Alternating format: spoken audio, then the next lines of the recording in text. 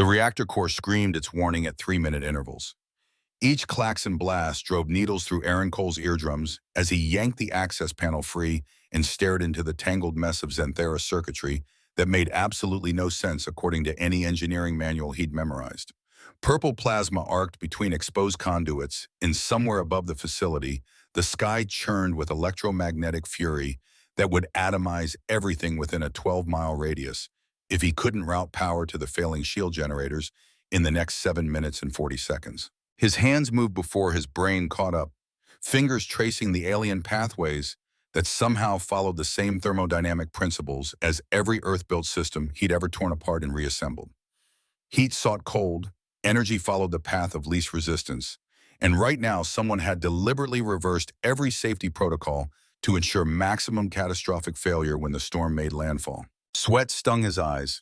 The embassy shook as the leading edge of the plasma wave hit the upper atmosphere, and Aaron felt the deck plates vibrate under his boots with the bone-deep frequency of imminent structural collapse. Every rational voice in his head screamed at him to run for the evacuation shuttles that had already lifted off 6 minutes ago, carrying every diplomat, scientist, and non-essential personnel toward the safety of orbital stations. But Aaron Cole had never been good at listening to rational voices. His wedding ring caught the emergency lighting as he plunged both hands into the exposed circuitry and felt the first jolt of electrical feedback slam through his nervous system. The pain clarified everything. Sarah used to joke that he loved machines more than people because machines were honest about when they were broken. She'd been wrong about that mostly, but she'd been dead for 2 years, and he'd stopped correcting her ghost months ago. The countdown hit 4 minutes. Aaron's fingers found the primary conduit junction, and he understood with perfect clarity that someone with intimate knowledge of Xanthera engineering had sabotaged this system to fail during the storm. The reversal was too elegant, too precise to be random malfunction. Whoever did this wanted the embassy to burn and wanted it to look like human incompetence caused the disaster. 3 minutes. The building groaned like a dying whale. He crossed the positive and negative feeds, feeling his muscles seize as current arced through his body, and watched the power flow of a reverse direction. The shield generators responded with a low hum that built to a banshee wail as decades-old alien technology married reluctantly with Earth-built capacitors in a union that violated every compatibility standard NASA had established for the Cultural Exchange Program. 2 minutes. The storm wall filled every window with purple light. Aaron's hands wouldn't stop shaking, but he forced them through the final sequence, connecting the bypass to the emergency systems and praying to engineering deities he didn't believe in that the patchwork would hold for more than 30 seconds. The panel sparked, and a lance of flame caught his sleeve, but he slapped it out and kept working because stopping now meant failure, and failure meant death for the 50,000 people living in Roswell proper, just far enough away to feel safe from alien technology until that technology failed. 60 seconds. The last connection locked home. Aaron threw the manual override lever, and the entire facility went dark for one endless heartbeat before the shield generators roared to full power, and a dome of shimmering energy snapped into place over the embassy complex with a sound like creation itself being born screaming. The plasma storm hit 30 seconds early. Reality turned purple-white, and Aaron's world dissolved into thunder as the electromagnetic maelstrom crashed against the shields with enough force to make the reactor core housing flex inward by 3 inches. He fell backward, skull cracking against the deck plates, and watched through dimming vision as the shields held, kept holding even as the storm tried to rip them apart molecule by molecule. Then darkness took him and he fell into dreams of Sarah's laugh and the smell of her hair and the way she used to sleep with one hand pressed flat against his chest because she said she needed to feel his heartbeat to know he was real. The medical bay smelled like ozone and some alien antiseptic that reminded Aaron of lemons that had given up and turned bitter. He surfaced from unconsciousness with his head wrapped in something that felt like spun glass and his left hand bandaged to the point where he couldn't make a fist. Fluorescent strips overhead hummed at a frequency slightly wrong for human hearing. And somewhere close by, machines beeped their translations of his vital signs into languages he didn't speak. A Xanthara medic loomed over him, her face all elegant angles and eyes that glowed faint amber in the dimness. She pressed something cold against his forehead, and the pain receded like a wave pulling back from shore. Her voice carried the musical quality all Xanthara possessed, syllables rising and falling in patterns, that sounded almost like song, even when discussing banal medical details. The translation device in his ear rendered her words flat and clinical. Internal burns consistent with electrical trauma, mild concussion, severe dehydration, exposure to electromagnetic radiation at levels that should have liquefied his nervous system, except his genetic markers showed unusual resistance that the medical database flagged for further study. Erin managed to focus on her face and croak out one word that his throat turned into gravel. The medic smiled, which looked wrong on Xanthera features that hadn't evolved to show emotion through facial expressions, and told him what he'd already guessed. The shields held. The storm passed. 4,000 embassy personnel survived along with every civilian in a 100-mile radius. The reactor core suffered damage that would take months to repair properly, but immediate catastrophic failure had been averted by his intervention.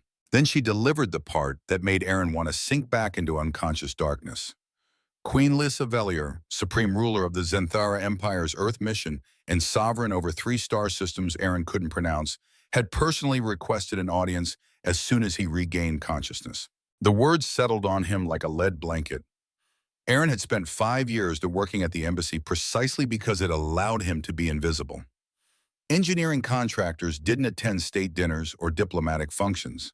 They fixed broken things and went home and pretended the universe made sense in a way that didn't require him to confront the gaping void Sarah's absence had carved through the center of his life. But apparently saving 4,000 lives came with consequences that included royal attention, and the medic's pleasant smile suggested refusal wasn't really an option when queens made requests that sounded like requests but functioned as commands. Erin closed his eyes and saw Sarah standing in their kitchen 3 years ago, flour on her nose, laughing at something he'd said about the thermodynamic equilibrium.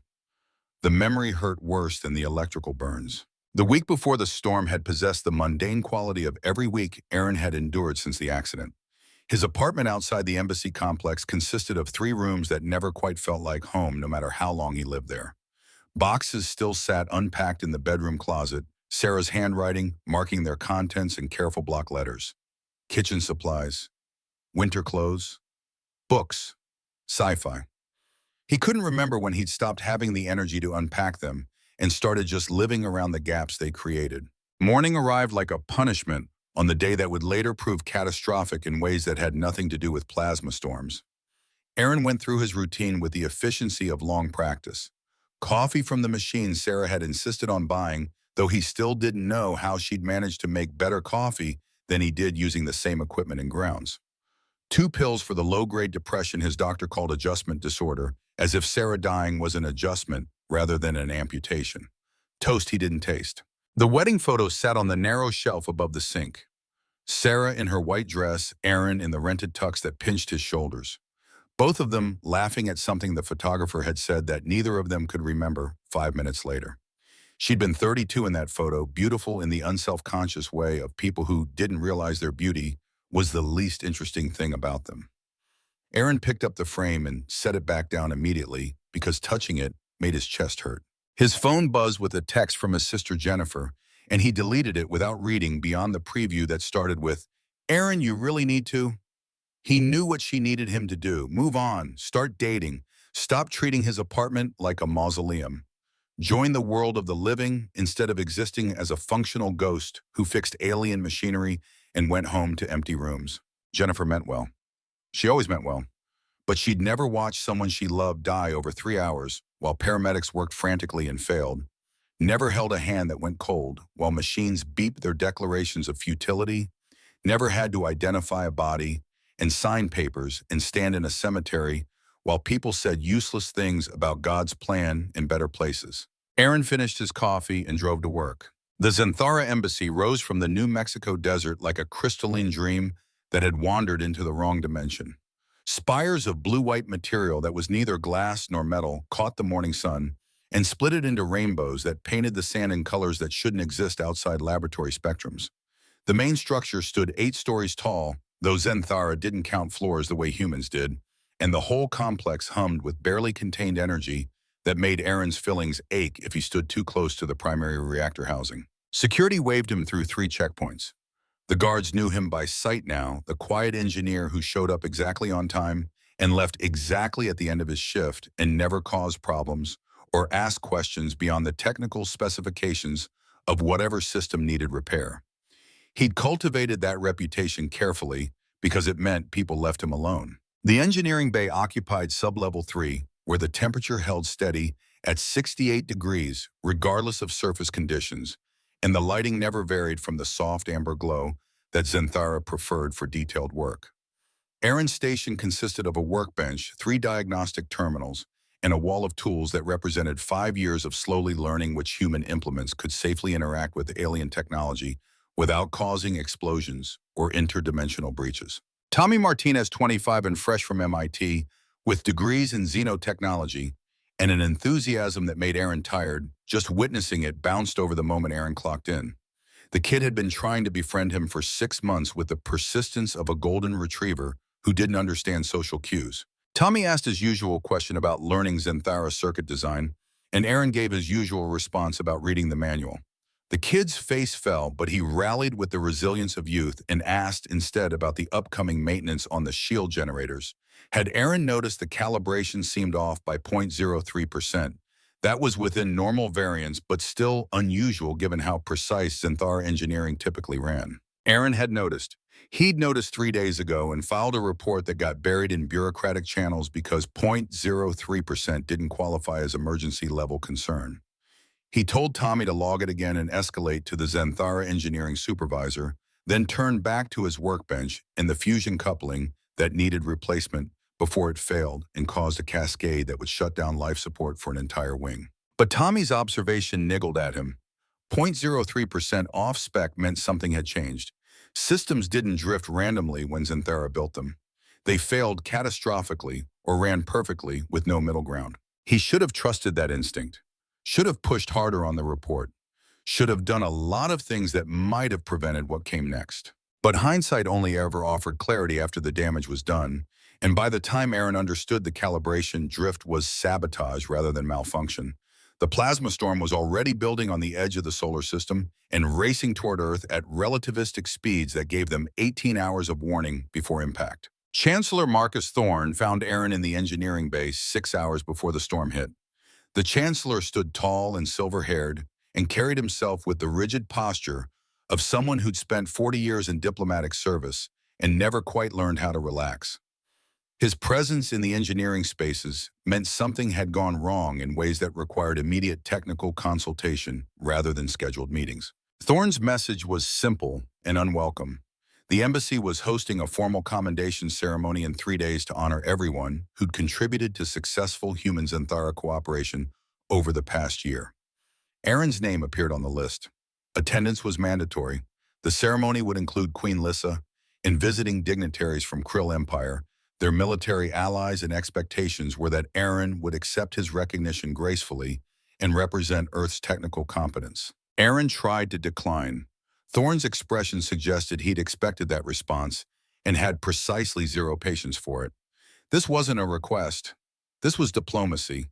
This was Aaron's job extending beyond fixing machines into the realm of showing the Zenthara that humans could participate in their cultural rituals without embarrassing everyone involved. Aaron agreed because arguing seemed more exhausting than just enduring 2 hours of formal recognition and then retreating back to blessed invisibility.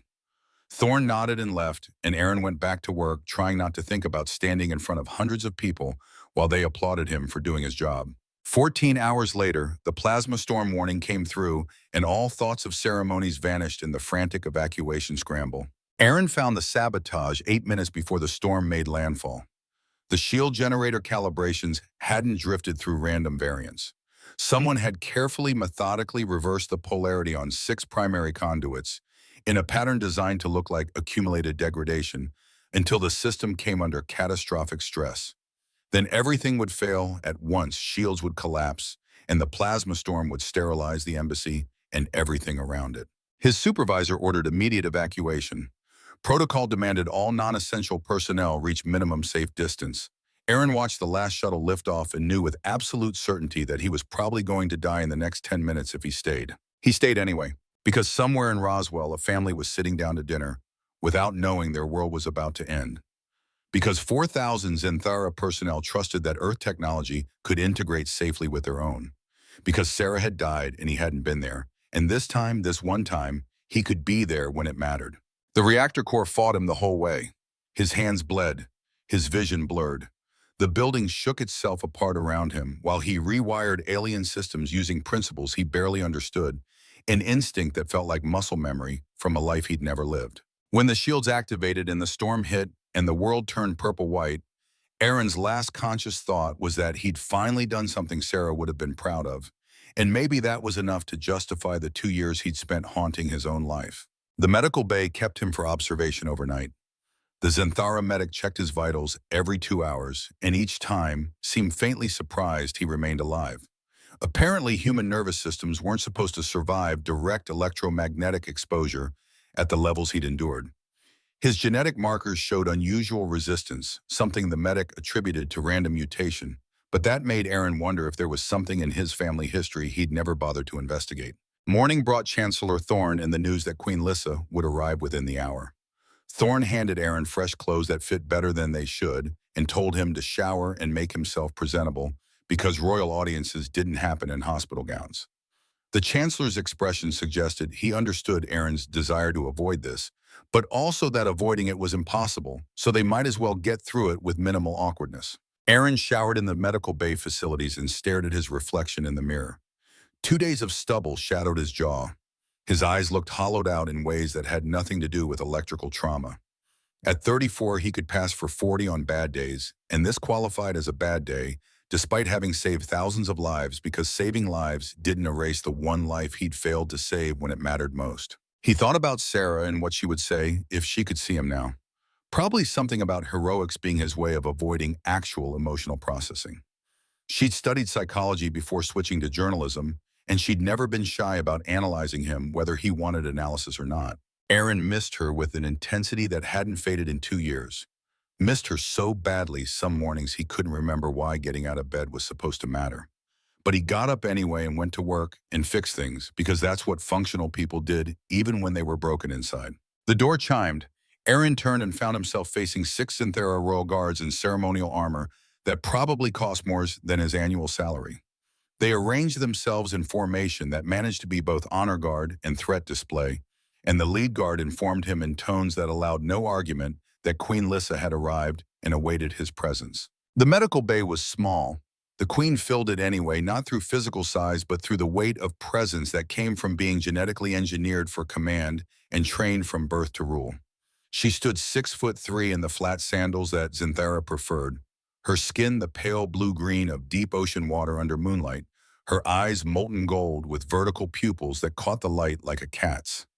She wore simple robes of white that somehow managed to look both casual and impossibly regal, and her dark hair fell straight to her waist without a strand out of place. Aaron had seen her before from a distance during embassy events he'd studiously avoided.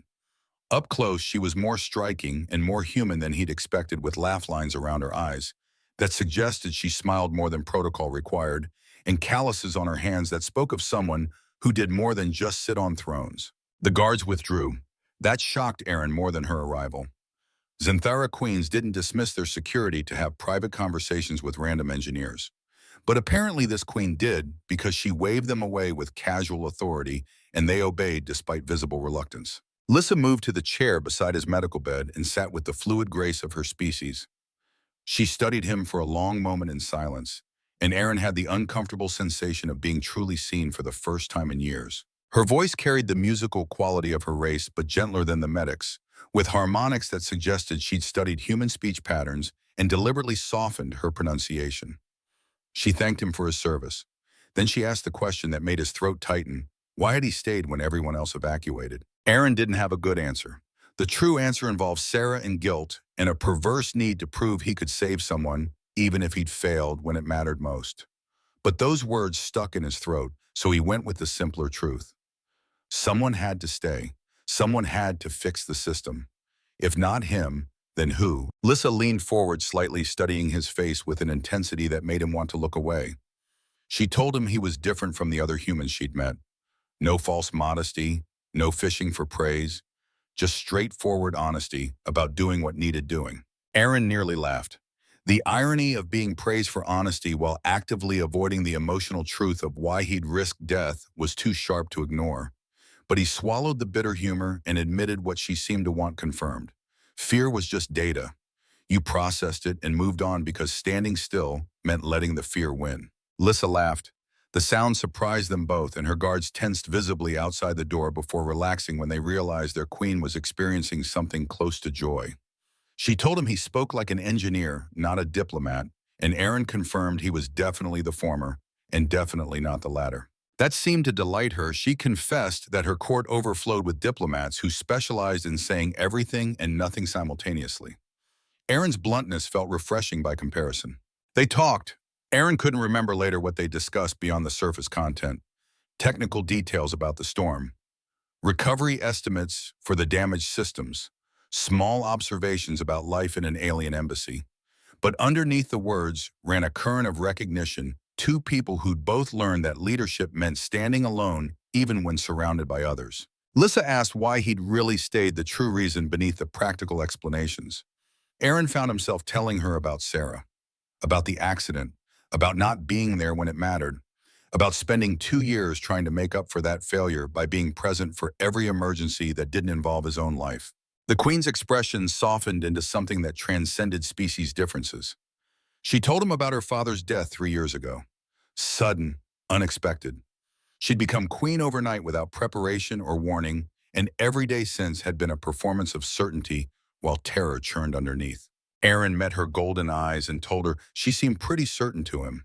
She smiled sadly and explained the difference between seeming and being, between the mask worn for subjects and the reality underneath that only emerged in private moments. They shared something in that exchange, a recognition of kindred damage, different circumstances, but the same fundamental wound of loss and responsibility, and the crushing weight of continuing forward when stopping seemed so much easier. Then her royal advisor entered and the spell broke. Velena stood stern and disapproving in the doorway, informing the queen that the council awaited her presence, and Prince Draven of Krill had arrived early for the upcoming ceremony.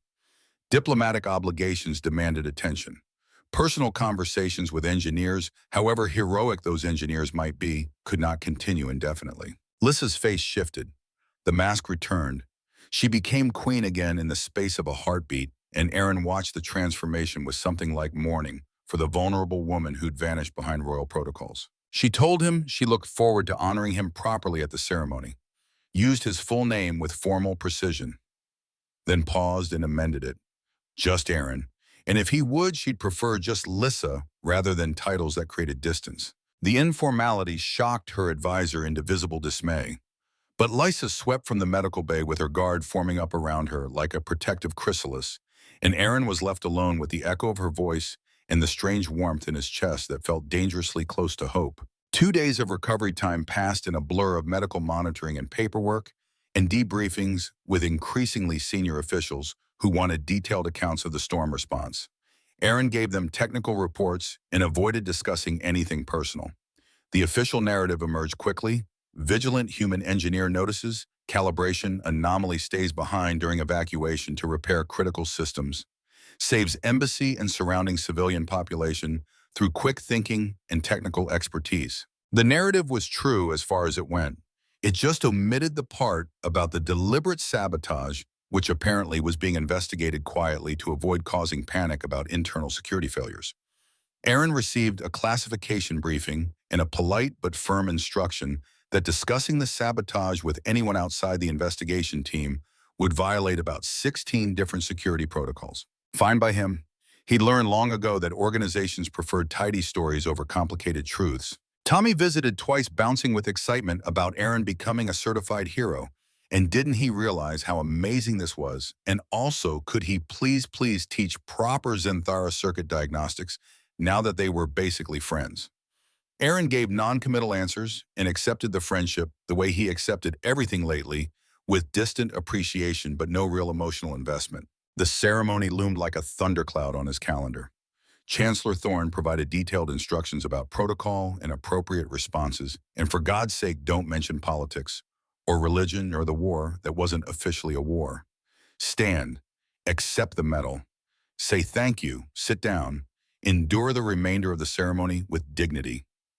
Represent Earth's best qualities: competence, humility, grace under pressure. Aaron wondered if anyone had told Thorne that grace under pressure was exactly what he lacked in social situations. But he nodded and agreed and decided he could survive 2 hours of public recognition if it meant returning to blessed anonymity afterward. The morning of the ceremony arrived crisp and clear. Aaron, dressed in the formal attire Thorne's office had provided, a black suit that managed to look both human, professional, and compatible with Zenthara aesthetic sensibilities. He stared at his reflection and saw a stranger wearing his face, someone who looked put together and competent, rather than hollowed out and running on fumes. Sarah would have laughed at the suit, would have straightened his tie and kissed his cheek and told him he looked like a real adult for once. Aaron touched his wedding ring and felt the familiar ache settle into his bones. The grand hall exceeded every description Aaron had heard. Crystalline walls soared 60 feet overhead, refracting light into cascades of color that shifted with the sun's movement. Hundreds of seats arranged in concentric circles faced a central dais, where Queen Lissa's throne stood carved from a single piece of luminescent stone. Zenthara nobles filled the space with their elegant formal wear, and human dignitaries clustered in nervous groups, trying to look comfortable while surrounded by beings who'd been traveling between stars when Earth was still recovering from the Bronze Age collapse. Aaron found his assigned seat in the third circle, far enough from the center to feel safely anonymous, close enough that leaving early would be noticed and judged. He recognized faces from the embassy, scientists, diplomats, military liaisons, everyone who'd contributed to the cultural exchange program over the past year. Tommy spotted him and waved enthusiastically. Aaron managed a small wave back and immediately regretted it when Tommy bounded over to gush about how amazing this was. And had Aaron seen the Queen's throne up close, because it was made from compressed star matter and probably cost more than a small country's GDP. Then Prince Draven entered, and the atmosphere shifted like storm pressure, dropping. The prince stood 7 feet tall with the enhanced musculature common to krill genetics, his skin deep purple-black, his eyes like chips of ice. He wore armor that was simultaneously ceremonial and functional gold filigree over alloy that could probably withstand tactical nuke strikes.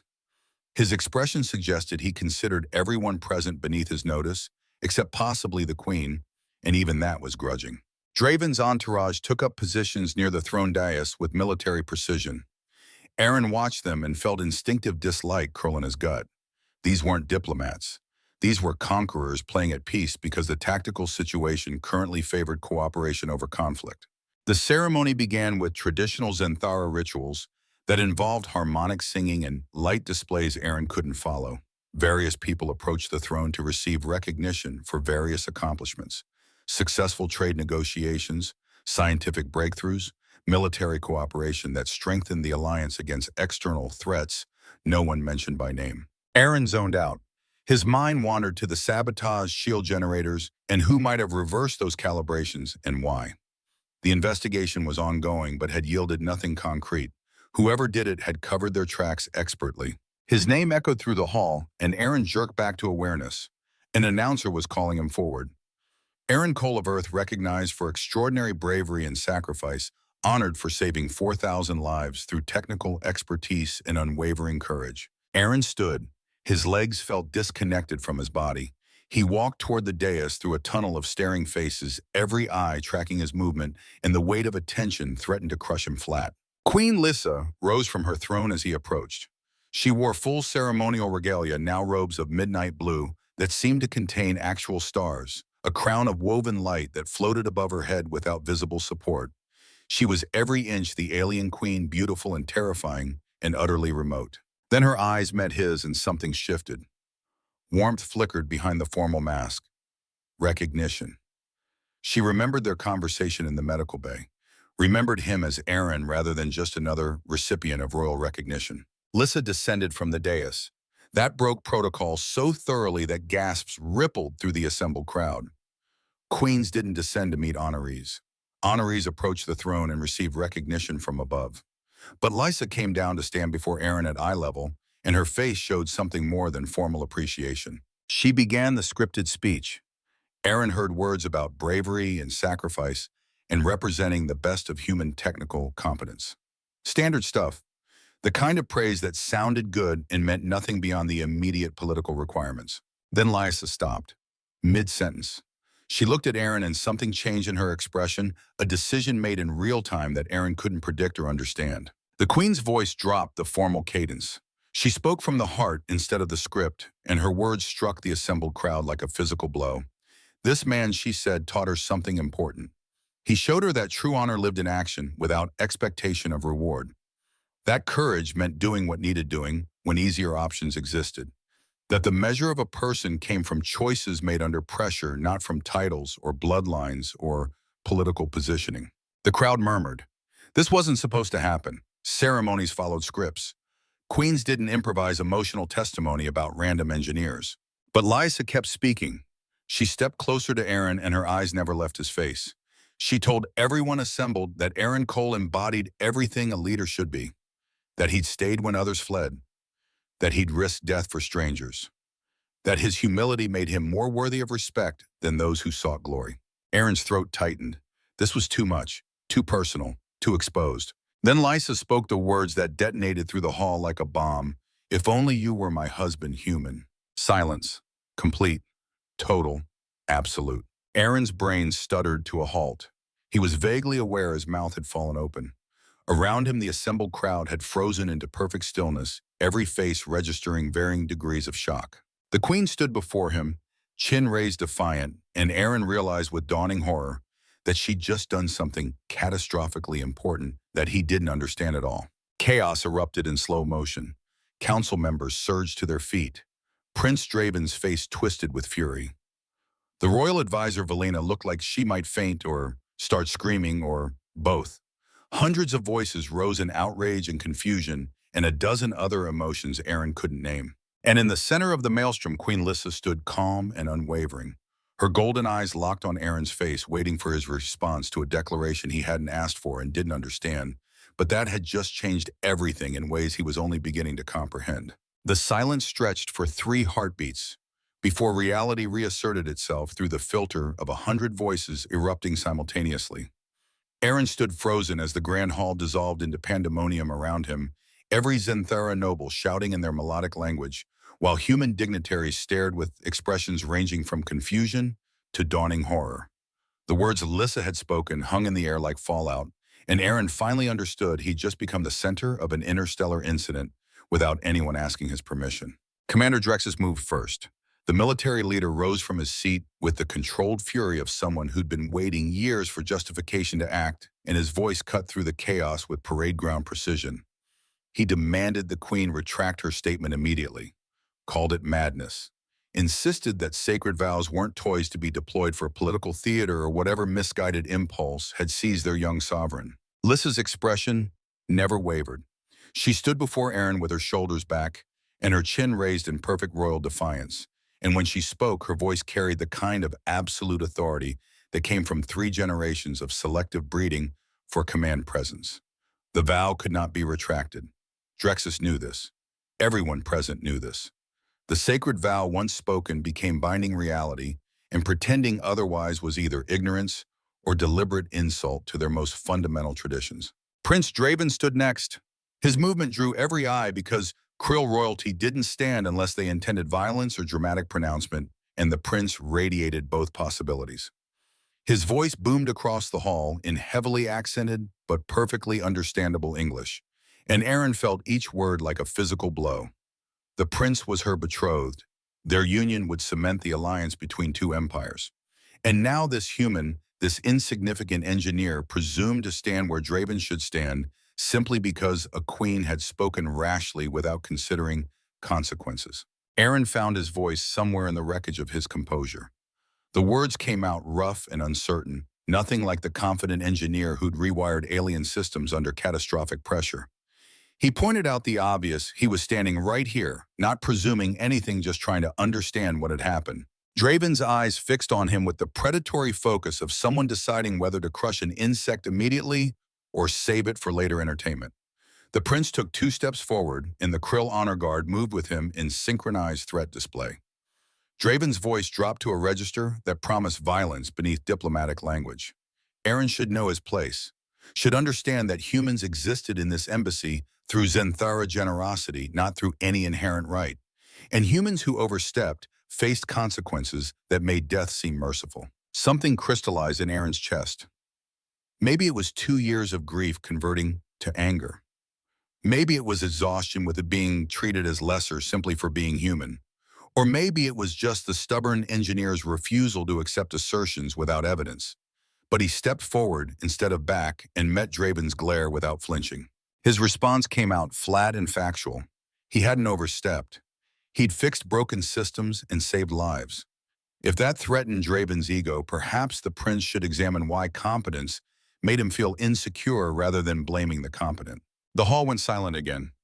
Different silence this time, shocked rather than confused. Humans didn't speak to Krill royalty like that. Certainly not human engineers who ranked somewhere below junior diplomats on the galactic importance scale. Draven's hand moved toward the ceremonial weapon at his hip. The gesture wasn't subtle, but before he could complete the motion, Lissa moved between them with fluid grace, placing herself physically between Aaron and potential violence. Her voice carried cold fury wrapped in perfect courtesy as she informed the prince that threatening her subjects on her embassy grounds violated about 12 different diplomatic protocols. And if Draven wanted to discuss appropriate behavior, they could certainly have that conversation in private. The prince and queen stared at each other across 3 feet of charged space. Aaron couldn't read Zenthara facial expressions well enough to know what passed between them, but he recognized dominance contest when he saw one. Draven wanted Lisa to back down. Lissa had no intention of backing down. And caught between them, Aaron felt like a chess piece in a game where he didn't know the rules but definitely understood the stakes. Finally, Draven stepped back. His expression promised the conversation wasn't finished, merely postponed. He informed Lysa that Krill expected better judgment from their allies, and perhaps reconsideration was appropriate before irreversible damage occurred.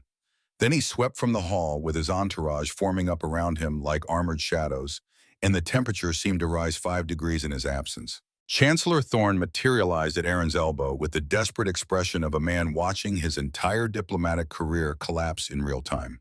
He steered Aaron away from the dais through murmuring crowds, while firing urgent whispers about damage control and cultural sensitivity, and how Aaron needed to make himself scarce until they figured out what the hell was happening.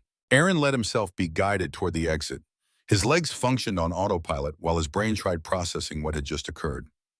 Lissa had spoken some kind of marriage declaration, publicly, in front of hundreds of witnesses, and somehow that declaration bound them together in ways he didn't understand, but that clearly terrified everyone who did understand. The doors closed behind him, and Aaron found himself in a side corridor breathing hard, Thorne pacing tight circles while muttering about interstellar incidents and political suicide. Tommy appeared from somewhere looking excited and terrified in equal measure, asking if Aaron realized what had happened and also what the hell just happened because it seemed important but also confusing. Aaron's phone buzzed, then buzzed again and again. Messages flooding in from his sister Jennifer, from old Navy buddies he hadn't spoken to in years, from acquaintances who'd somehow already heard about the ceremony through whatever mysterious information networks existed. His phone became a liability, so he powered it down and shoved it in his pocket while Thorne tried explaining sacred vow protocols using increasingly frantic hand gestures. The essential facts emerged slowly.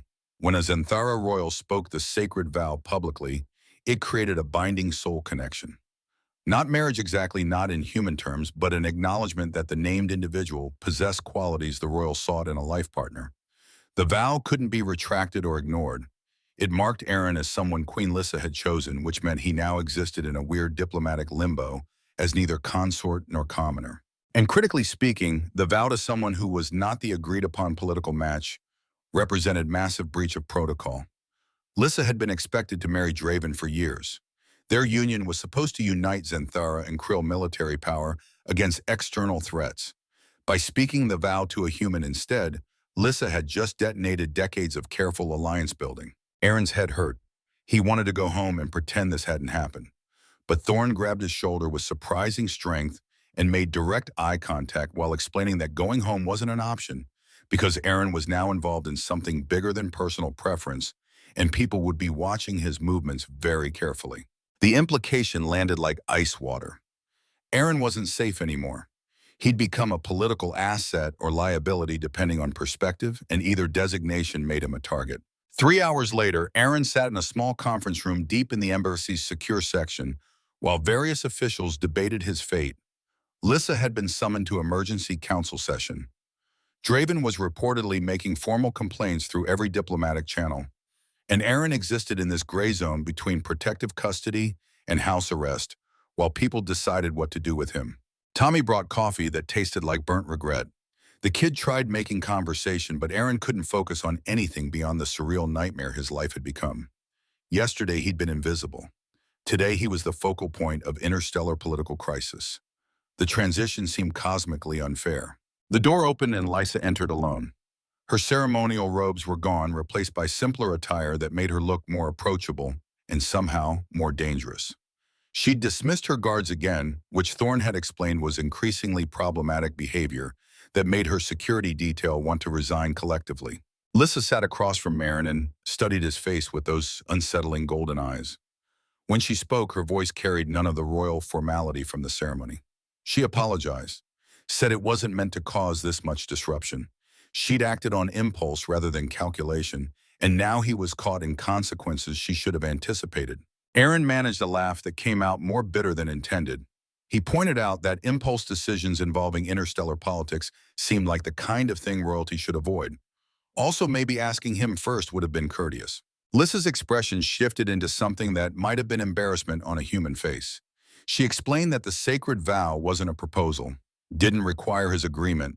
It was simply truth spoken aloud. He embodied qualities she valued, and acknowledging that publicly changed nothing about his obligations or her own.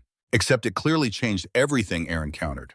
Draven wanted to kill him. Her counsel was apparently furious, and he'd somehow gone from anonymous engineer to political lightning rod overnight. Lissa didn't disagree, but she also didn't seem inclined to apologize for the vow itself, only for failing to consider the fallout.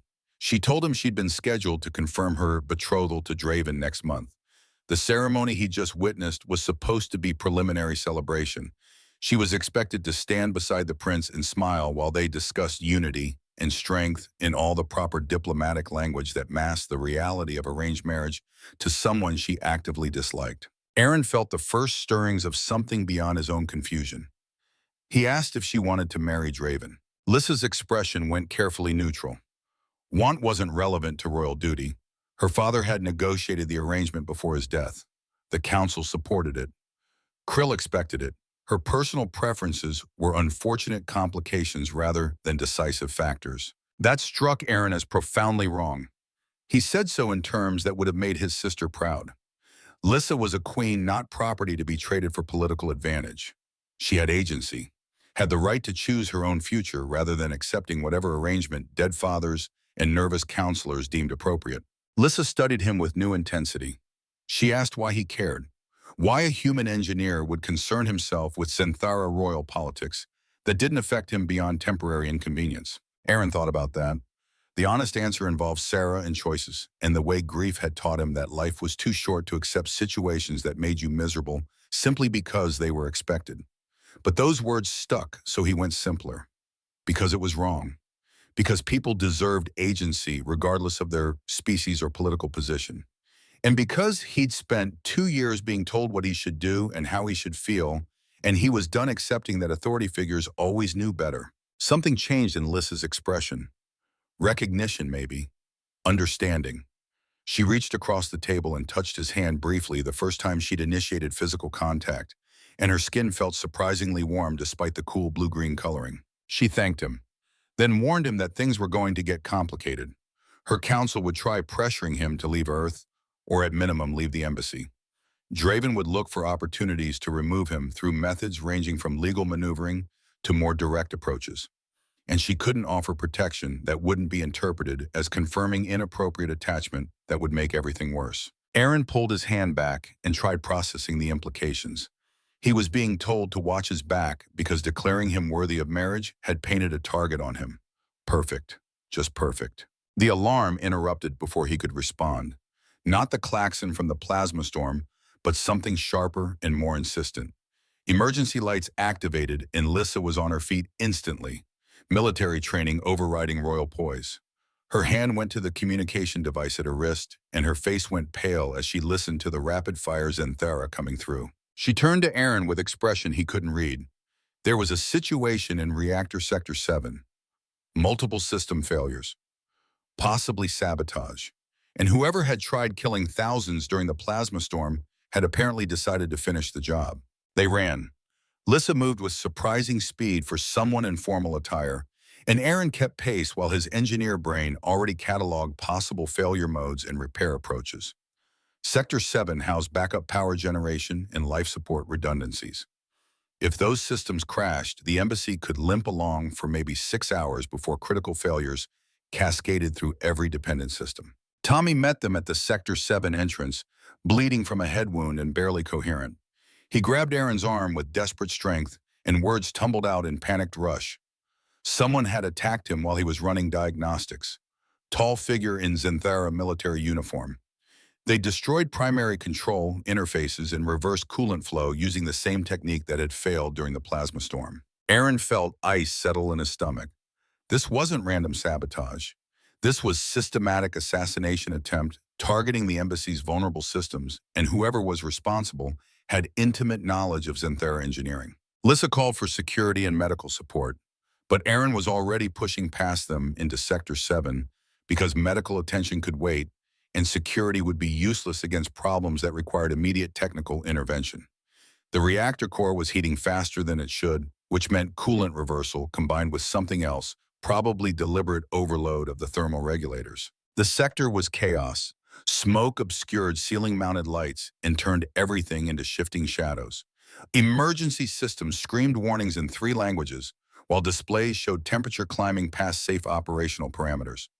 Aaron found the primary control station and started damage assessment while his hands moved through familiar patterns. Lissa appeared at his shoulder. She didn't ask if she could help. She asked what he needed her to do. Aaron gave her instructions without thinking about whether queens normally took orders from engineers. Monitor these 3 gauges. Tell him immediately if any readings hit specified thresholds. And watch the door because whoever did this might still be nearby. They worked in synchronization that felt eerily natural. Aaron's hands flew across alien control interfaces while Lissa called out readings in steady voice that never wavered despite the danger. The coolant flow reversed after 5 minutes of frantic rewiring.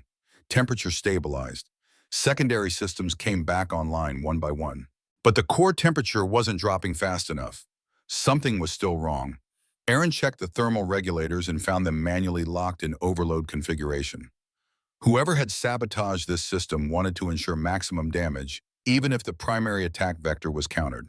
The regulators required physical reset from inside the reactor chamber, which meant exposure to radiation levels that would be unpleasant for humans and potentially fatal for Xanthara with their more delicate cellular structures. Aaron stood and headed toward the chamber access.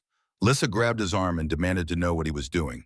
He explained about the manual reset and the necessity of physical intervention and the approximate radiation dose he'd receive that would probably not kill him immediately. Lissa's face set in stubborn lines he was beginning to recognize. She informed him that she was coming with him. Her biology might be more radiation sensitive, but she possessed certain genetic modifications that provided temporary protection against cellular damage. And regardless of biological considerations, she refused to let him go alone. Aaron tried arguing. Lissa cut him off with royal authority that left no room for negotiation. They were wasting time. Either they went together or they stood here arguing while the reactor overheated and killed everyone in the embassy. Choose quickly. They suited up in radiation gear that would buy them maybe 10 minutes. The chamber access opened into heat that felt like standing too close to a bonfire. Aaron led the way through corridors that glowed faint red from superheated metal, and Lisa stayed close behind while calling out warnings about unstable structural elements. The manual reset lever sat inside a containment vessel that was supposed to remain sealed unless direct access was absolutely required. Aaron broke the seal and reached inside, feeling the first bite of radiation through his suit. The lever fought him, corroded or deliberately jammed. He put his full weight into it while his suit's alarms screamed about exposure levels. Debris fell somewhere behind them.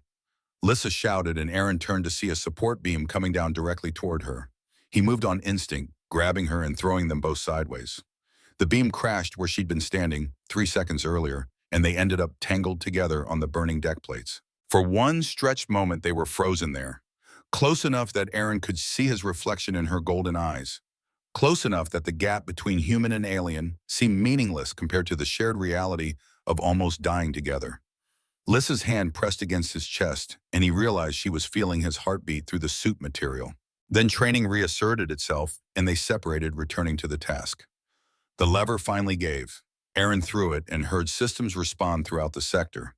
Temperature began dropping immediately as regulators returned to proper function. They staggered out of the reactor chamber into a corridor that felt arctic compared to the heat they'd endured. Aaron's radiation badge showed red but not black. Survivable dose. Lissa's showed worse, but she dismissed his concern with explanation about royal genetic modifications that would repair the damage over the next few days.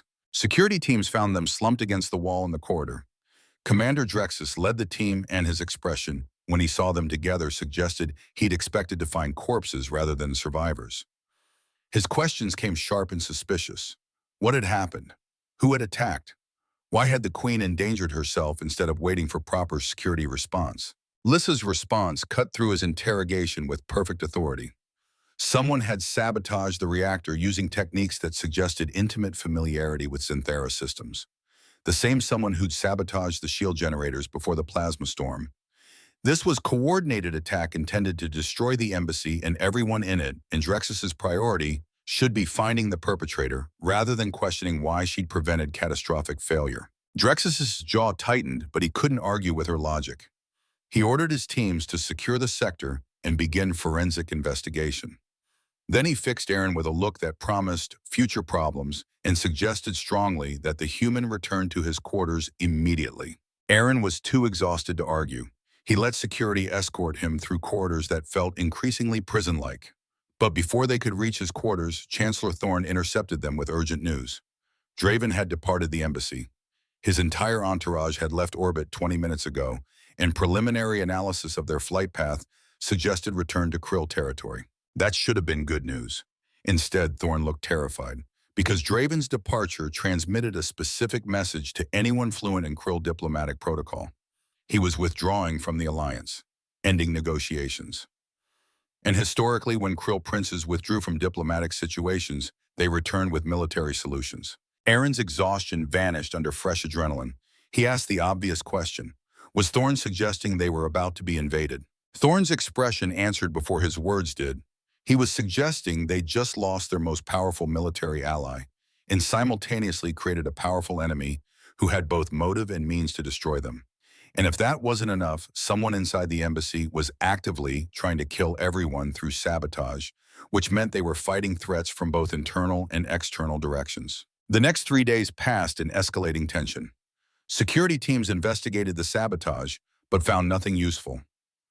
Whoever had reversed the coolant systems and jammed the thermal regulators had covered their tracks expertly. No DNA evidence, no surveillance footage, just ghost signatures that could have been anyone with appropriate access. Aaron spent the time reviewing security logs in system diagnostics, trying to find patterns that might identify the saboteur. Tommy helped despite still recovering from the head wound, and together they mapped every access point and every individual who'd been near Sector 7 in the 48 hours before the attack. The list was depressingly long. Dozens of engineers and technicians had legitimate reasons to access those systems. Cross-referencing with individuals who'd also been near the shield generators during the plasma storm narrowed it to 15 possibles. But proving which one had deliberately caused multiple near catastrophes required evidence they didn't have. Lissa summoned Aaron to private meeting on the third day. She looked tired in ways that transcended physical exhaustion, and when she spoke, her voice carried the weight of difficult decisions made without good options. Her counsel was pressuring her to resolve the Draven situation. Krill had formally withdrawn from the alliance and begun military mobilization that suggested imminent aggressive action. And the Council's proposed solution involved Lissa retracting the sacred vow, declaring it spoken in error, and entering negotiations to repair the relationship. Aaron asked if that was possible. Lissa explained that technically the vow couldn't be retracted, but could be declared invalid if spoken under duress or temporary mental incompetence. The Council wanted her to claim stress from the plasma storm crisis had impaired her judgment. The implication being she'd been temporarily insane when she chose Aaron. Perfect. Aaron stood and moved to the window overlooking the desert. The sun was setting and the sky burned orange-red in ways that reminded him of the plasma storm. He asked what Lissa wanted to do. The question seemed to surprise her.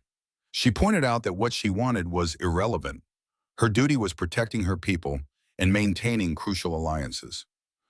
Personal preferences didn't factor into equations involving potential military conflict. Aaron turned back to face her. He told her that was bullshit. Royalty didn't exempt her from basic autonomy. She'd spoken the vow for reasons that mattered to her. Claiming mental incompetence was a lie that would undermine her authority far more effectively than maintaining an unpopular truth. Lissa's expression cycled through several emotions Aaron couldn't name. She asked why he kept defending her choices when they'd brought nothing but problems for both of them. Because the alternative was watching her surrender agency to avoid consequences, Aaron replied. And he'd watched too many people surrender too much of themselves to make others comfortable. Sometimes standing firm mattered more than avoiding conflict. They stood in silence for a long moment. Then Lysa crossed the space between them and took his hand. Her touch was gentle, but her expression was steel. She told him she'd decided to refuse the council's demand. She wouldn't retract the vow or claim incompetence. If that precipitated conflict with Krill, then so be it. Some things mattered more than political convenience. Aaron felt something warm unfurl in his chest. He squeezed her hand and told her that was probably the most recklessly brave thing he'd heard anyone say. Lissa smiled. Then her communication device chimed and the smile vanished. She activated the holographic display and her face went pale as sensor data flooded the projection. Multiple ships entering the solar system. Krill's signatures. 12 warships on direct approach vector for Earth. Estimated arrival 96 hours. The embassy shifted into crisis mode within minutes. Diplomatic channels opened to Krill Command demanding explanation. The response came from Draven personally, and his face on the view screen radiated cold satisfaction. Queen Lysa had violated sacred traditions. She'd dishonored their betrothal arrangement. Krill demanded she relinquish the throne to someone capable of honoring diplomatic commitments. If she refused, they would remove her through military intervention and install leadership more amenable to proper alliance protocols. It was ultimatum wrapped in diplomatic language. Surrender or face invasion. Lissa's response was characteristically direct. She was queen by birthright and merit. Draven had no authority over Xanthara's sovereignty. And if he wanted to discuss honor, perhaps they should examine why he'd fled diplomatic talks like a coward rather than addressing disagreements through proper channels. Draven's expression turned murderous. He gave her 72 hours to reconsider. After that, the fleet would enter Earth orbit and begin military operations. The transmission ended. Chancellor Thorne looked like he wanted to vomit. He started talking about evacuation protocols and defensive preparations and political appeals to Earth's military forces. But everyone knew the truth. Earth's military might be respectable by terrestrial standards, but against Krill warships, humanity would last approximately 30 minutes before complete destruction. Aaron's mind raced through the implications. 12 warships, 72 hours, and somewhere in the embassy, a saboteur was waiting to strike again at the worst possible moment. They were fighting battles on multiple fronts without clear enemies or reliable allies. Tommy burst into the command center with tablet clutched and shaking hands. He'd found something, a pattern in the system access logs that he'd initially dismissed as coincidence, but now looked increasingly deliberate. Someone had been in Sector 7 exactly 30 minutes before each sabotage attempt. Same person, same access codes. Thorne grabbed the tablet and his face went ashen as he read the identity. Captain Revik, Lissa's personal bodyguard, 5-year veteran of royal security, trusted member of her inner circle. The implications crashed down like avalanche. If Revik was the saboteur, then the conspiracy went deeper than random malice. This was coordinated attack from inside Lissa's own security apparatus. Lissa stood frozen for 3 heartbeats. Then she moved with military precision, ordering immediate arrest of Captain Revik in full security sweep of all personnel with access to critical systems. Her voice never wavered, but Aaron saw the betrayal hit her like physical blow. Someone she'd trusted had been trying to kill her and everyone around her. They found Revik in the security barracks. He didn't resist arrest, but his expression showed no remorse. When Lisa confronted him directly, his response came cold and ideological. He served Xanthara, not her foolish fantasies. The alliance with humans was weakness. Her father would be ashamed of what she'd become, and she couldn't stop what was coming because Revik was merely one piece of much larger operation. Drexus entered the detention cell before Lissa could respond. The commander's presence felt ominous in ways Aaron couldn't articulate. Drexus ordered the guards to leave them. When Lissa started to protest, Drexus pulled his sidearm and aimed it directly at her chest. The betrayal took 3 seconds to register. Aaron's body moved before his brain caught up, stepping between Lissa and the weapon. Drexus's expression never changed. He informed Aaron that moving was poor survival strategy, also entirely predictable. Humans were nothing if not stupidly heroic. Lissa's voice came from behind Aaron, and despite the weapon pointed at them, she sounded more angry than afraid. She demanded to know how long Drexus had been planning this. Months, the commander replied. Since she'd announced intention to honor the alliance with Earth rather than pursuing traditional Xanthara dominance. He'd contacted Draven, arranged the betrothal knowing Lissa would resist, coordinated with Revik and others to create crises that would demonstrate human unreliability. And when that failed to force her into proper submission, he'd simply decided to remove her and install leadership more aligned with Xanthara's true interests. Treason, Lissa stated flatly. Vision, Drexus countered. The standoff stretched. Aaron calculated angles and distances and the probability he could disarm Drexus before getting shot.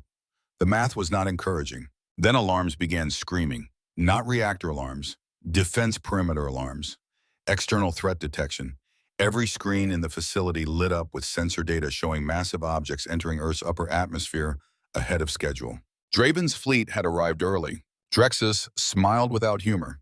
He informed them that the invasion was merely the opening act. What came next would fundamentally reshape the balance of power in this sector.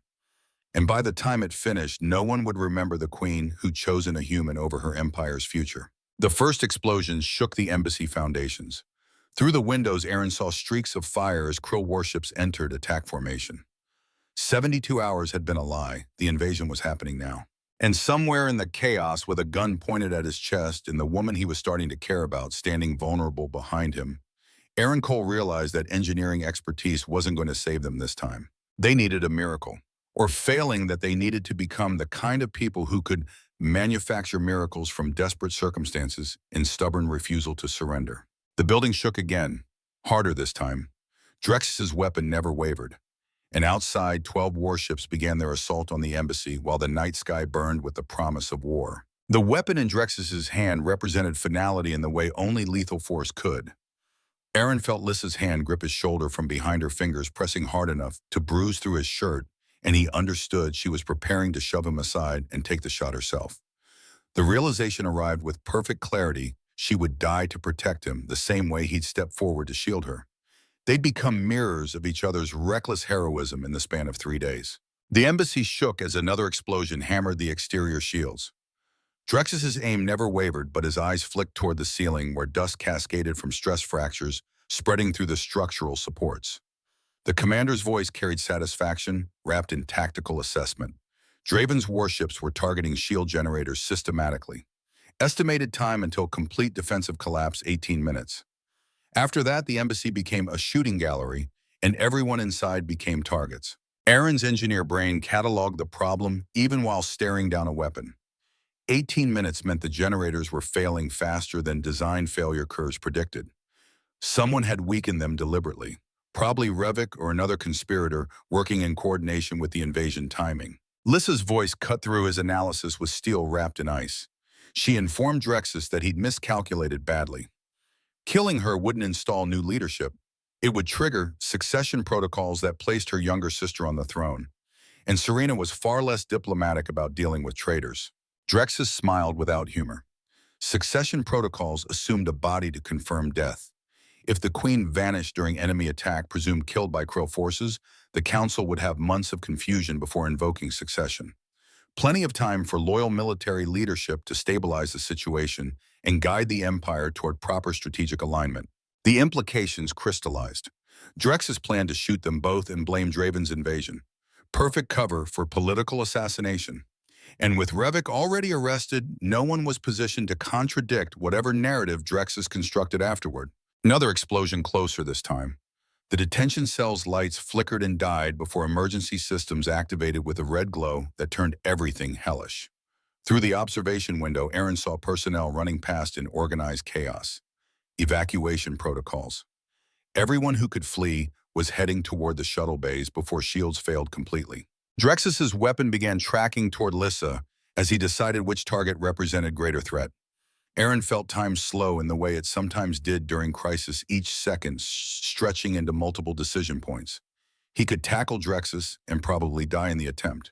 Could try talking the commander down, though words had clearly failed already.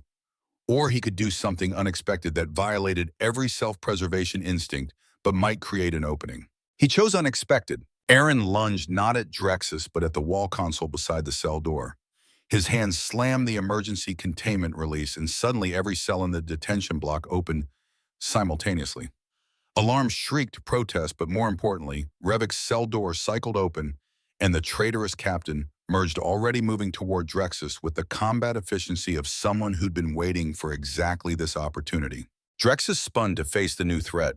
His weapon fired twice, and Revik went down hard, but not before closing distance enough to tackle the commander. They hit the ground together in tangle of limbs, and the weapon skittered across the floor toward Aaron's feet. Aaron grabbed it.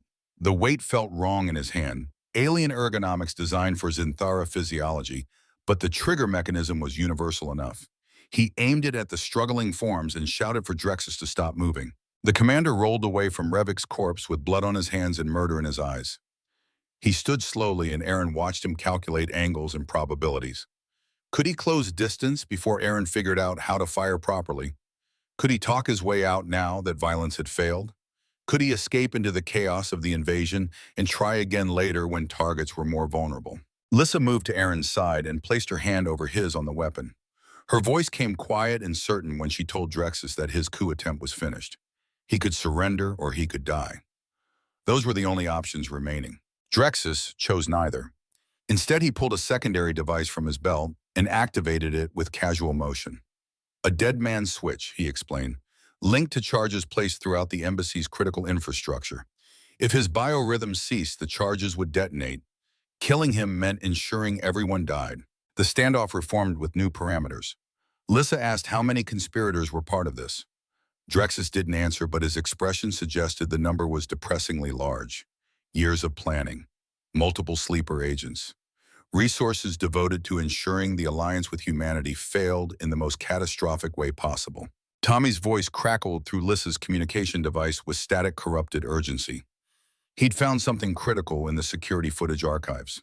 The sabotage went deeper than Revik and Drexus. There were at least 5 additional conspirators, and they'd just activated the final phase. Something about the reactor core and a feedback loop that would overload catastrophically in 12 minutes regardless of external attack damage. Lissa's face went pale. She looked at Aaron, and he saw his own realization reflected in her eyes.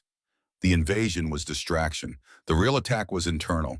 Draven's fleet was just insurance to ensure nobody escaped when the embassy destroyed itself from within. Drexus confirmed with expression that suggested he'd already won. The charges he carried were merely insurance within insurance. The reactor core had been carefully prepared to fail spectacularly.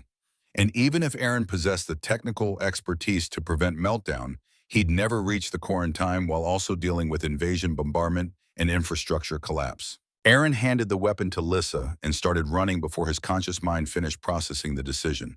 He heard her shout his name, but momentum carried him through the detention block exit and into corridor filled with smoke and emergency lighting. His internal countdown started immediately. 12 minutes, maybe less if the conspirators had been conservative with their estimates. Tommy appeared from somewhere and fell into step beside him. One hand pressed against his head wound, while the other clutched a tablet showing reactor diagnostics that painted a picture of cascading failure across multiple systems. The kid explained breathlessly while they ran. Someone had reversed coolant flow again, but this time coupled it with a feedback loop in the power regulators. Each cycle amplified the next. Exponential growth toward critical mass that would make the plasma storm damage look like minor inconvenience by comparison. Aaron asked about shield status. Tommy pulled up exterior defense data showing 6 generators already offline and the remaining 4 operating at 30% efficiency, maybe 5 minutes before complete collapse. After that, Draven's warships could target the reactor directly and guarantee total destruction. They reached Sector 7 to find it already evacuated. The massive space echoed with alarm klaxons and the deep thrumming vibration of a reactor approaching dangerous instability. Temperature readings on every display showed red crisis warnings climbing toward black, catastrophic failure markers. Aaron pulled up the primary control interface and started diagnostic routines his hands could execute while his brain processed strategy. The feedback loop was elegant in its simplicity. It piggybacked on normal power regulation cycles and amplified fluctuations that should have been dampened. Breaking the loop required accessing three separate control nodes simultaneously. Impossible for one person, difficult for two, technically feasible for three if they coordinated perfectly. Tommy volunteered immediately, pointed to the secondary control station, and said he could handle those systems. Aaron started to argue, but the kid cut him off with surprising authority. He'd been studying Aaron's techniques for 6 months. He knew these systems, and arguing was wasting time they didn't have. Aaron assigned positions. Tommy on secondary, he'd take primary. But tertiary required someone in the reactor chamber itself, which meant lethal radiation exposure, even with protective equipment. They needed a third person who understood Xanthara systems and possessed biological resistance to radiation damage. Lissa's voice came from the entrance. She informed them that she met both criteria and was not accepting arguments about royal safety protocols. They had approximately 9 minutes before reactor breach, another 3 minutes before shields failed completely. And she'd rather die doing something useful than sitting in command center watching everyone else die. The logic was irrefutable, even if Aaron hated it. He gave her the tertiary station coordinates and started the countdown sequence. They had one attempt. If the timing wasn't perfect, the feedback loop would accelerate instead of braking, and critical mass would arrive 3 minutes ahead of schedule. They moved to positions. Aaron's fingers flew across controls that felt increasingly familiar, despite their alien design. The core systems responded to his commands with the reluctant cooperation of technology being pushed beyond its safety margins. He routed emergency power to life support and diverted non-essential systems to buy fractional improvements in operational stability. Tommy matched his rhythm from the secondary station. The kid had been paying attention during their brief collaboration. His timing synchronized naturally with Aaron's approach, and together they managed to stabilize 2 of the 3 feedback loops. The third required Lisa's intervention from inside the radiation-soaked reactor chamber. Aaron watched her vital signs on his display and tried not to think about accumulated radiation dose climbing steadily toward dangerous levels. She called out confirmations through the communication channel while her hands performed the delicate adjustments he'd described. 60 seconds until synchronization point. Aaron explained the sequence one final time. On his mark, they'd execute simultaneous command inputs that would interrupt the feedback loop for exactly 2.3 seconds. In that window, Lissa would throw the manual override that would lock the power regulators in stable configuration. If they missed the timing window by more than half a second, the whole thing failed. 30 seconds. The embassy shook as another bombardment wave hammered the failing shields. Dust rained from ceiling and displays flickered. Aaron's countdown continued with mechanical precision while his hands positioned over the final command inputs. 15 seconds. Lissa confirmed ready status. Her voice carried strain from the radiation exposure, but remained steady. Tommy's confirmation came with barely suppressed terror wrapped in determination. 10 seconds. Aaron felt everything narrow to this moment. The weight of 4,000 lives, the woman he was starting to love standing in a chamber that was slowly killing her. The kid who'd looked up to him and now trusted him completely. The 2 years since Sarah died that had taught him the universe was random and cruel, but occasionally offered chances at redemption. 5 seconds. 4, 3, 2. His voice cut through the countdown. Mark. 3 hands moved simultaneously across 3 control interfaces. The feedback loop stuttered. Power fluctuations paused in their exponential climb. And in that 2.3-second window, Lissa threw the manual override with force that Aaron heard through the communication channel. The systems locked. The feedback loop broke. Power regulation returned to stable parameters, and temperature readings began declining from critical toward merely dangerous. Aaron's display showed successful intervention. They'd stopped the meltdown with approximately 90 seconds to spare. Relief flooded through him for 3 heartbeats before reality reasserted itself. Stopping the reactor core from exploding didn't solve the external problem of 12 warships currently destroying their shields. Lissa staggered from the reactor chamber and collapsed against the wall. Her radiation suit showed indicators that made Aaron's stomach clench. She'd absorbed a dose that would require weeks of medical treatment and might have permanent consequences. But she was alive and conscious, and when she looked at him, her eyes showed triumph beneath the exhaustion. Chancellor Thorne's voice erupted through the facility-wide communication system. All remaining personnel were to evacuate immediately to designated safe zones. Shield collapse was imminent. Krill warships had achieved firing solutions on critical infrastructure. Estimated survival time after shields failed, 4 minutes before catastrophic structural compromise. Tommy looked at Aaron with desperate hope. There had to be something they could do, some engineering solution that would save them. That's what Aaron did. He fixed impossible problems. Aaron stared at displays showing systems damage across multiple cascading failures and understood with perfect clarity that some problems couldn't be fixed. Not in 4 minutes, not with the resources available. They'd stopped internal sabotage, but external assault would finish what the conspirators started. Unless the idea crystallized with the terrible logic of desperation. The shield generators were failing because they'd been sabotaged to fail under sustained bombardment. But the reactor core was now stable and operating at higher output than design specifications because of the feedback loop modifications. If they could route that excess power to the shields before the generators completely failed, they might reinforce the defensive perimeter long enough to matter. Tommy seized on the concept immediately, started calculating power distribution, pathways, and load balancing requirements. But his face fell as the math resolved. The power routing would require someone physically connecting backup conduits in the shield generator chamber, and that chamber was currently experiencing bombardment directly. Going in there meant standing at ground zero while Krill weapons tried to tear through failing shields. Aaron stood and checked his radiation suit integrity. The suit had protected him this far, probably had one more impossible task left in it. Lissa grabbed his arm with strength that surprised him given her radiation exposure. Her voice carried absolute authority when she forbade him from throwing his life away. They'd find another solution, something that didn't require suicide. But they both knew there wasn't another solution. This was the only option.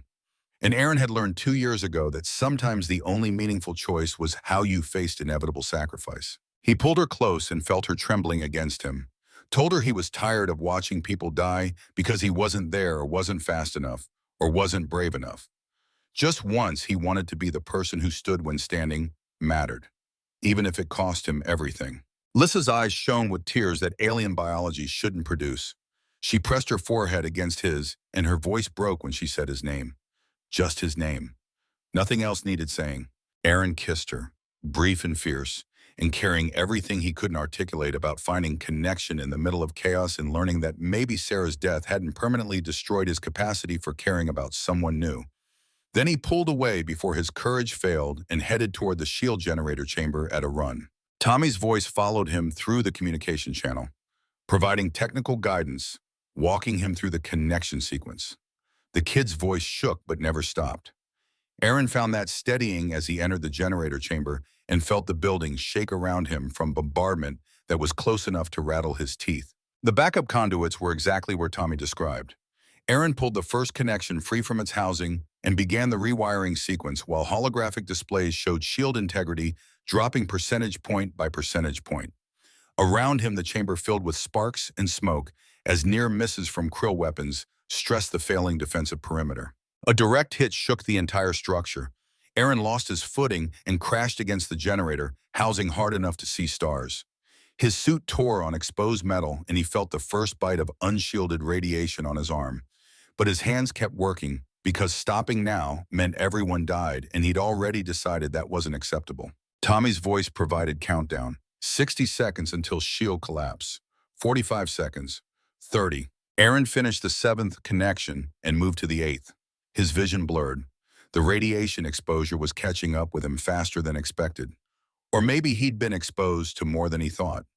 Numbers became difficult. Left and right confused themselves. But muscle memory guided his hands through practiced motions. 15 seconds. The shields were failing catastrophically. Aaron could hear the structural groaning as the building prepared to tear itself apart. He made the final connection. Power surged through the new pathway with enough force to blow the circuit breakers. But Aaron had anticipated that and bypassed the breakers entirely.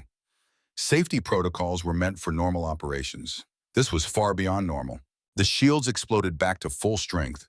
The sudden reinforcement caught Draven's warships mid-bombardment, and their weapons fire reflected back at them with amplified intensity. Two krill ships took critical damage from their own reflected attacks and broke formation in emergency maneuvers. Aaron sagged against the generator housing and watched through failing vision as the shields held, kept holding, even though every engineering principle said they shouldn't. Sometimes you got lucky, sometimes desperate solutions worked despite impossible odds. Tommy's voice cut through his fading consciousness with jubilant disbelief. The shields were stable at 90%. The krill fleet was retreating. They'd won. They'd actually won. Aaron tried to respond, but his mouth wouldn't form words. The radiation exposure had caught up with him comprehensively. His body decided consciousness was optional and took that option away. He woke in medical bay that was becoming depressingly familiar. The ceiling tiles looked the same. The equipment beeping at his bedside sounded identical. Even the Zenthara medic leaning over him carried the same expression of surprised concern that anyone kept surviving the amount of abuse he subjected himself to. The medic explained in patient tones that he'd received radiation exposure well beyond safe limits. His cellular structure showed damage consistent with standing in a microwave while it operated. By all reasonable medical standards, he should be dead or dying. Instead, he was recovering with unusual speed that the medical database flagged as another genetic anomaly worth studying. Aaron managed to ask about Lisa. The medic's expression softened, and she stepped aside to reveal the queen sitting in a chair beside his bed. Lisa looked terrible. Her skin had lost its luminescent quality, and she moved with the careful precision of someone managing significant pain. But she was alive, and when she saw him awake, her face transformed into something bright enough to hurt. She took his hand carefully, mindful of the medical equipment attached. Her voice carried rough edges when she told him that he'd saved them all. The shield reinforcement had held long enough for Earth's military to scramble defensive forces. Draven's fleet had retreated rather than face combined human-Zenthara response, and the internal conspirators had been rounded up systematically once Drexus was neutralized. Aaron processed that slowly. He asked what had happened to Drexus and the Dead Man Switch. Lissa's expression turned grim. The High Council had arrived during the battle with their own elite security forces. Elder Miria herself, trained in ancient Zenthara neural suppression, had placed her hand directly on Drexus's temple. The Dead Man's Switch required active brainwave patterns to maintain. By inducing temporary stasis in his motor cortex while keeping autonomic functions active, she'd frozen the device in safe mode long enough for specialists to physically remove and disarm it. They'd taken the commander into custody, and he was currently facing trial for treason. The council had also witnessed Aaron's sacrifice and Lissa's determination to protect him despite royal safety protocols. Their perspective on the Sacred Vow situation had shifted dramatically. Hard to argue a human was unworthy when that human had saved the embassy twice in 1 week while their own military leadership had been attempting coup. Aaron tried sitting up and immediately regretted it. The room spun and Lissa pressed him back down with gentle insistence. She told him he'd been unconscious for 4 days. His body was still healing. And if he tried being heroic about medical recovery, she would personally ensure he remained in this bed through whatever means necessary. The threat carried no weight, but Aaron subsided anyway. He noticed she was still holding his hand. Her thumb traced circles across his knuckles in absent pattern that suggested she'd been doing it for a while. The gesture felt more intimate than anything they'd shared in the reactor chamber. The next 2 days passed in strange limbo. Aaron recovered in medical bay, while the embassy buzzed with investigations, trials, and political maneuvering. Drexus faced the council. Revik's co-conspirators were identified and arrested. Earth's military conducted joint debriefings with Zenthara security about the krill threat. Lissa visited twice daily, staying longer each time. They didn't discuss the future too much, remained uncertain. But her hand in his felt like an anchor grounding him through the chaos of diplomatic aftermath. Chancellor Thorne stopped by on the 3rd day with news that surprised no one. Earth's president had formally endorsed the Sacred Vow, calling it a historic moment of interspecies cooperation. Political winds were shifting, and even the council couldn't ignore the overwhelming public support from both humans and Zenthara civilians. On the 5th day, Lissa arrived with formal robes draped over her arm and nervous energy radiating from every movement. "The council wants to meet with you. Tomorrow." Aaron sat up carefully, still feeling the ache in his bones from radiation exposure. "To tell me to leave."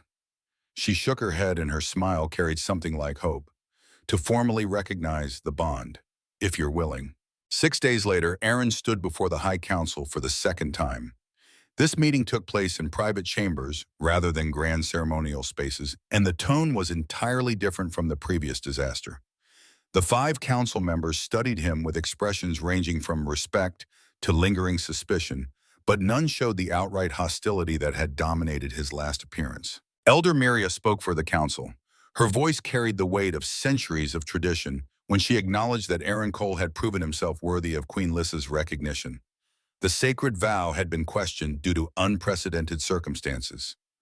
Miria continued, her ancient eyes sweeping the chamber. But we have received testimony from 47 witnesses to the battle. We have reviewed security footage of Mr. Cole's actions in 3 separate crises. We have consulted with Earth's leadership who have formally endorsed this union, and we have witnessed firsthand how our own military leadership betrayed us while a human engineer saved us. She paused, letting the weight of evidence settle. Extraordinary actions have validated extraordinary choices. The council offered formal acceptance of the bond between their queen and a human engineer. They noted this set precedent that would require adjusting multiple traditional protocols. But flexibility in service of truth seemed wiser than rigidity in service of custom. Miria paused, and her next words carried different weight. The council also recognized that formal acceptance of the sacred vow created obligations for both parties. Xanthara queens did not speak such vows casually. The bond implied future commitment, and while they could not mandate personal choice, they could express hope that Aaron understood the significance of what had been offered. Aaron glanced at Lissa, who stood beside him in full royal regalia. She met his eyes, and something passed between them that didn't require words. They'd stood together through sabotage and betrayal and invasion. They'd saved each other's lives multiple times. And somewhere in that chaos, they discovered something that felt like the beginning of something important. He turned back to the council and told them he understood perfectly. The significance wasn't lost on him.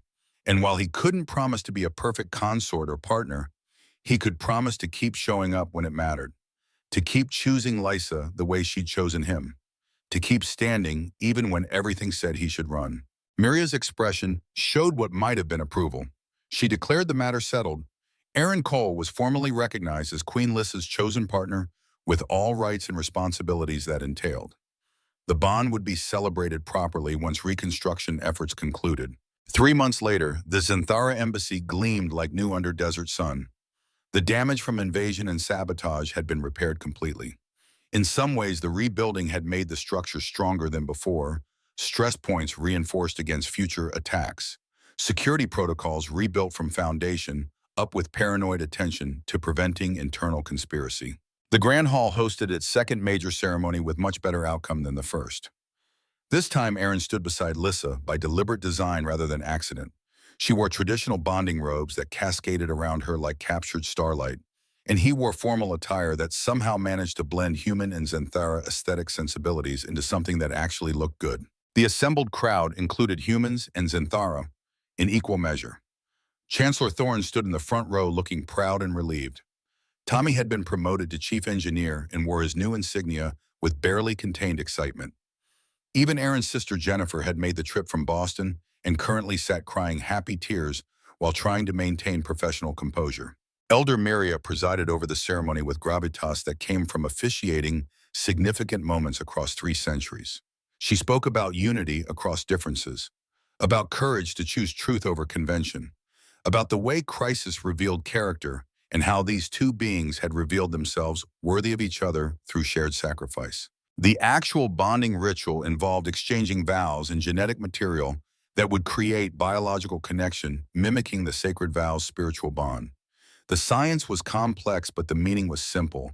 They were choosing each other deliberately, making permanent what crisis had initiated.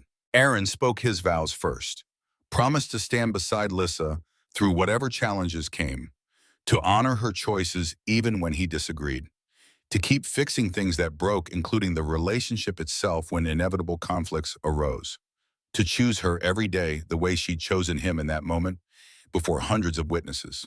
Lissa's vows came next. She promised to value his counsel and perspective even when it contradicted her own, to protect him as he'd protected her, to build a partnership of equals rather than hierarchy, to love him with the same courage he'd shown when loving her meant risking everything. They completed the ritual, and Maria declared them bonded according to Xanthara tradition. The hall erupted in applause that transcended cultural boundaries. Aaron kissed Lisa while people cheered and felt something settle in his chest that had been missing since Sarah died. Not replacement, not forgetting, but permission to move forward. Permission to build something new without betraying something old. The celebration lasted late into the night. Aaron endured congratulations and well wishes from hundreds of people he didn't know, while Lissa remained at his side, radiating happiness and that made her literally glow brighter. Eventually, they escaped to a balcony overlooking the desert where the stars burned clear and cold overhead. Lissa leaned against the railing and sighed contentment. She commented that this outcome seemed statistically improbable 3 months ago. Aaron agreed and pointed out that engineers didn't believe in probability when determination offered better odds. She laughed, and the sound carried pure joy. Then she turned serious and asked if he had regrets. About Sarah. About the life he'd left behind to stand beside an alien queen. About the complications that would define their future. Aaron thought about that. Thought about the last 2 years of grief and isolation. Thought about Sarah and the love they'd shared and the hole her death had carved. Thought about standing in that reactor chamber, waiting to die, and understanding that his life had meaning beyond the mistakes he couldn't fix. He told Lisa he had no regrets about her, about them, about choosing to stand when standing mattered. The grief for Sarah would never fully disappear, but it had transformed into something he could carry rather than something that crushed him. And maybe that was the best anyone could hope for. Not forgetting the past, but refusing to be imprisoned by it. Lissa took his hand and they stood together under alien stars that felt increasingly like home.